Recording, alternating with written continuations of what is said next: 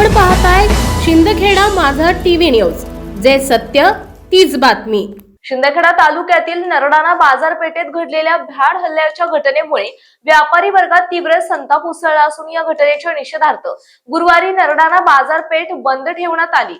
सायंकाळी सुमारे 7 वाजताच्या सुमारास बाजारपेठ परिसरात एका मेडिकल दुकान मालकाच्या वडिलांवर अज्ञात इसमांनी अचानक हल्ला करून बेदम मारहाण केल्याची घटना घडली आहे। घटनेची माहिती मिळताच परिसरात मोठी खळबळ उडाली। संतप्त व्यापाऱ्यांनी तात्काळ नरडाणा पोलीस ठाणे गाठून घटनेचा तीव्र निषेध नोंदवला।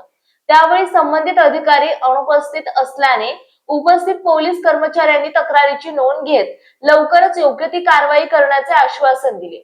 दरम्यान नरडाणा बाजारपेठेत वाढत चाललेल्या गुंडगिरी, चोरी, लूटमार आणि छेडछाडीच्या घटनांमुळे व्यापारी आणि नागरिकांमध्ये असुरक्षिततेचे वातावरण निर्माण झाले असल्याची भावना व्यापाऱ्यांनी व्यक्त केली।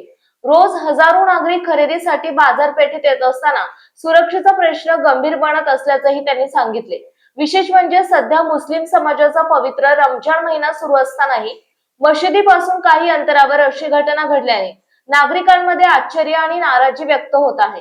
यावेळी व्यापाऱ्यांनी हल्लेखोरांना तात्काळ अटक करावी, पीडित व्यापाऱ्याला न्याय द्यावा आणि बाजारपेठेतील सुरक्षा व्यवस्था मजबूत करावी अशी मागणी केली। दरम्यान नरडाणा पोलीस ठाण्यात स्थानिक कर्मचारी किती आणि ये-जा करणारे कर्मचारी किती आहेत याकडे वरिष्ठ प्रशासनाने लक्ष द्यावे अशी मागणीही व्यापाऱ्यांकडून करण्यात आली। या घटनेनंतर प्रशासन काय भूमिका घेते याकडे संपूर्ण परिसराचे लक्ष लागलं आहे। काल दिनांक 4/3/2026 रोजी सायंकाळी 8 ते 8:30 वाजेच्या सुमारास माझे वडील मेडिकलवर हजर होते। मी तेव्हा मेडिकलवर हजर नव्हतो।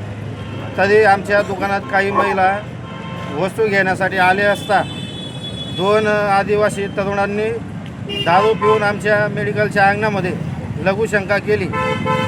वडिलांनी त्यांना सांगितले की माझ्या दुकानामध्ये लेडीज कस्टमर आहे, तरी तुम्ही मागे जाऊन लघुशंका करा, इथे करू नका।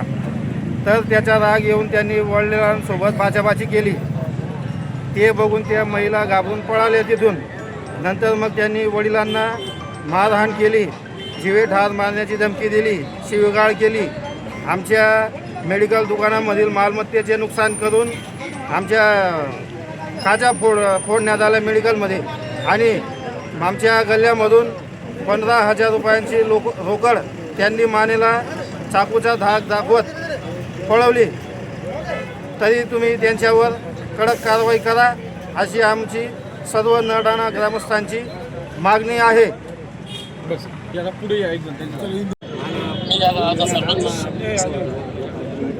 हो थांबा, मी सांगतो सर, काय सांगणार नेमकी घटना काय घडली होती? वारंवार अशा घटना घडत आहेत। आज रास्ता रोको करण्यात आला व्यापाऱ्यांच्या वतीने, काय मागणी होती? गेल्या काही वर्षांपासून नरडाणा बाजारपेठेचा जर विचार केला तर परिसरात गेल्या 4-5 किलोमीटरच्या अंतरावर तुमच्या वंडर सिमेंट आहे, अल्ट्राटेक आहे, जिंदाल पॉवर प्लांट आहे। एका बाजूनी जर व्यापारपेठ वाढत आहे, नरडाण्याच्या गावातल्या व्यापाऱ्यांना जर त्यांच्या उत्पन्नात वाढ होत असेल, गावाच्या बेरोजगार पोरांना जर नोकऱ्या मिळत असतील, बाहेर गावून आलेले जे लोक आहेत ते याच गावात राहतात, त्यांचे मुलं याच गावात शिकतात, त्यांची जी खरेदी आहे या व्यापाऱ्यांकडूनच असते। पण गेल्या वर्षभरापूर्वी विधानसभेच्या तोंडावर एक मोठी मोबाईल फोडी झाली ती। त्यावेळेस गावात कॅमेरे नव्हते। पोलीस प्रशासनाला आम्ही सगळ्या लोकप्रतिनिधींना विनंती करून आम्ही पूर्ण बाजारपेठेत वैयक्तिक खर्चातून आम्ही कॅमेरे लावले। त्या कॅमेऱ्यांचं ॲक्सेस पोलीस स्टेशनला दिलं। त्याच्यानंतर त्यांनी 15 दिवसात त्या मोठी मोबाईलचं ते दुकान फोडलं तर गेल्या 4-5 लाखाचा मोबाईल त्यांनी परत त्या व्यापाऱ्यांना मिळवून दिले।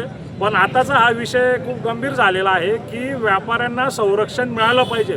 त्यांना जर संरक्षण मिळालं तरच ते धंदेपाणी करू शकतील। जर धंदेपाणी करेल तर बाजारपेठ ही वाढेल आणि अजून उत्सुक होतील ना व्यापारी।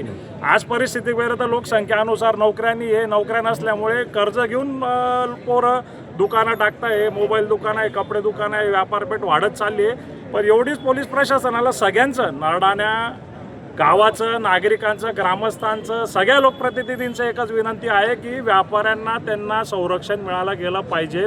जर संरक्षण मिळालं तरच ते येणाऱ्या काळात धंदे करू शकतील। जर याच्या पुढे जर असं होत राहिलं तर व्यापाऱ्यांची तीव्र भावना आहे की ते दुकानं उघडणारच नाही आहे. जर दुकान उघडणार नाही तर दळणवळण तर ठप्प होऊन जाईल ना. तर कुठेतरी आमची सगळ्यांच्या आहे की जो आरोपी आहे किंवा जो या प्रकरणात जे सहभागी आहे, जे दहशत माजवता किंवा जे काही या गेल्या अनेक महिन्यांपासूनचा जो प्रकार चालू आहे त्याच्यावर कुठेतरी लगाम लावली पाहिजे.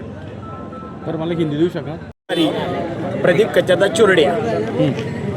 बऱ्याच दिवसापासून नरड्यात अशा प्रकारच्या घटना घडत असल्यानंतर हे पुढचं पाऊल आम्हाला टोकाचं उचलावं लागलं.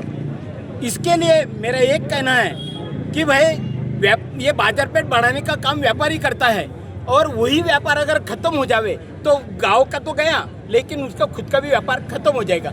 ये नहीं होना चाहिए. पहले चोरियां होती थी वो खत्म हो गई, पर लेकिन अभी जो दहशतवाद है, जो गुंडागर्दी है, ये मिटना ही चाहिए. क्योंकि इसके वजह से बाहर के लोगों को भी तकलीफ है, गांव के व्यापारी को भी तकलीफ है, हर एक इंसान को तकलीफ है, जाने आने वाले को भी तकलीफ हो रही है. ये तकलीफ नहीं होना चाहिए.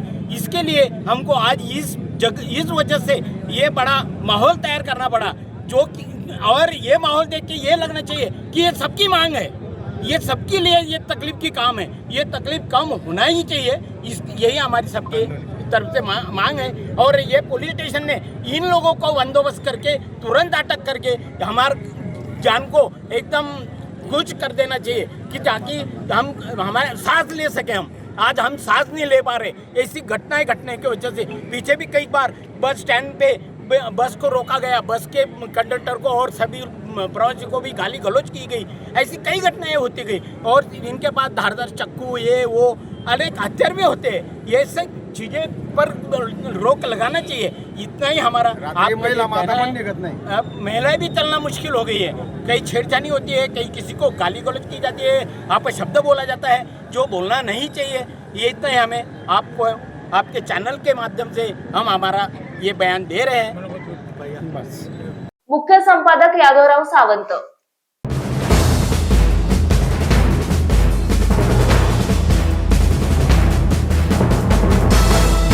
आपण पाहताय शिंदखेडा माझा टीव्ही न्यूज, जे सत्य तीच बातमी.